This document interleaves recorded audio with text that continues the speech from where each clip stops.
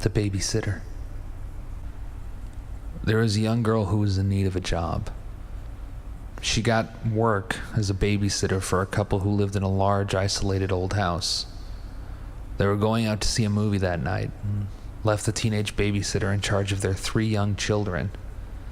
The babysitter put the children to bed when it got too late and then went downstairs to watch some television. She was just getting comfortable when she heard the phone ring. When she answered it, all she heard was heavy breathing, followed by a man's voice asking, "Have you checked on the children?" Freaked out, she hung up the phone, trying to convince herself that it was just someone playing a practical joke on her. She went back to watching television, but about 15 minutes later the phone rang again. She picked up the receiver and heard hysterical laughter from the other end of the line. Then the same voice asked, "Why haven't you checked on the children?" The babysitter slammed down the phone. The poor girl was frightened out of her wits and immediately called the police.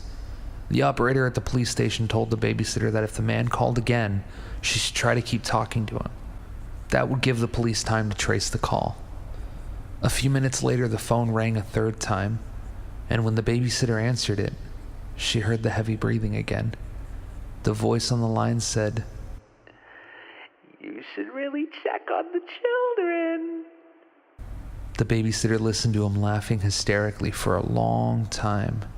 She hung up the phone and almost immediately it rang again. This time it was the operator from the police station who yelled, "Ma'am, you need to leave the house right now. The calls are coming from the upstairs bedroom." The babysitter dropped the phone in shock, and suddenly she heard heavy footsteps walking down the stairs. Without pausing for a second, she ran out of the house as fast as her legs would carry her. Just as she closed the front door behind her, a man's hand slammed against the glass.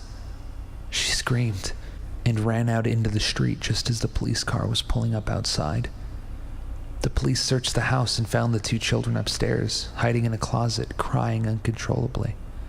In the parents' bedroom, they found a bloody axe lying on the floor next to the upstairs phone. The back window was wide open and the curtains were blowing in the breeze. There was no sign of the madman who had made the phone calls. He'd escaped into the night when the police arrived and managed to interrupt his horrible plan to kill the 2 children and the poor babysitter.